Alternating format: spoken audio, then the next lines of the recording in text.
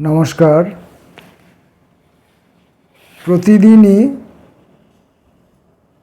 বিভিন্নজন কবির বিভিন্ন কবিতা পড়ে শোনাই। আমিও যে কবিতার মতোই কিছু লিখি সেটা মাঝে মাঝে বিস্মৃত হয়ে যায়। তাই নিজেকে স্মরণে রাখার জন্য আজ আমি 3টি কবিতা পড়ব। অবিমৃষ্য ঘুম। যে ভাবনাটা তখন মনে এসেছিল সম্মান দেখায়নি, ভেবেছি সামান্য।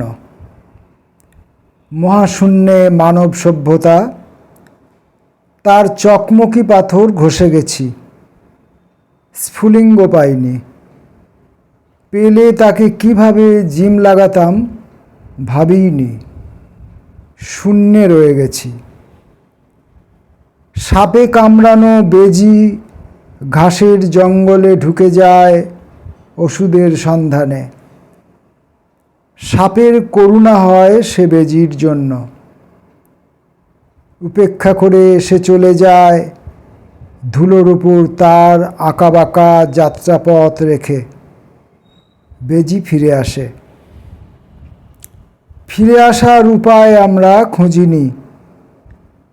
এদিকে শূন্য এই পৃথিবীর মধ্যাকর্ষণকে খুব স্নেহ করে। আমাদের সে ভাসিয়ে রাখবে না। আমরা তখন নিজেদের উত্তাপের অভাবে তুষার। সেরকম হলে পৃথিবীর কিছু যাবে আসবে না। আরশোলা আর বাদর নিয়ে দিব্যি কাটাবে। কেনাকাটা। আমার কাছে টাকা ছিল না, তবু দোকানে গেছি। দূরে দাঁড়িয়েছিলাম। যাদের টাকা আছে তারা ফটাফট ফেলছে আর কিনছে। ভবিষ্যতে হবে অনেক অনেক টাকা যাদের, তারাও কিনছিল প্রচুর, প্রয়োজনেরও বেশি। আমি দূরেই দাঁড়িয়েছিলাম। অত দূর থেকে দোকানটাকে ভালো মতো দেখা যাচ্ছিল না। পণ্যগুলো দেখা যাচ্ছিল অশনাক্তভাবে, উজ্জ্বল মোড়কে। কেনাকাটা শেষ করে ক্রেতারা ফিরে যাবার রাস্তা ধরল, সঙ্গে সেই সব জিনিস। ফিরে যেতে যেতে তাদের অনেক জিনিস যেহেতু প্রয়োজনের চেয়ে বেশি ছিল, উপচে উপচে পড়েছিল। ফেলেও দিচ্ছিল পচা, দাগ লাগা কিংবা অতিক্রান্ত তারিখের পণ্যগুলো। তাদের ফিরে যাবার রাস্তা আর সময় অনেক দীর্ঘ ছিল। পিছু পিছু সেগুলো কুড়িয়ে কুড়িয়ে আমি ঘরে এলাম। অপূর্ব তাদের স্বাদ, গন্ধ।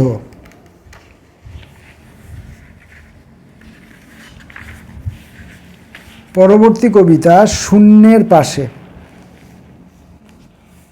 আস্ফালনের পাশেই কিছু শূন্যতা অপেক্ষায় ছিল, মাকড়সা প্রতিম।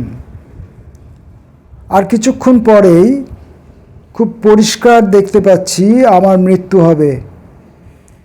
যে পর্বতের শিখর আমাকে স্পর্শ দিয়েছে ধসে পড়বে অবিলম্বে। এখন চতুর্দিকে অফুরন্ত শূন্যতা। কার্যত ফুরিয়ে যাওয়ার প্রসঙ্গ এক্ষেত্রে অর্থহীন। একটি কোড়ে আঙুলের নিচে কণা সদৃশ্য এক দ্বীপ।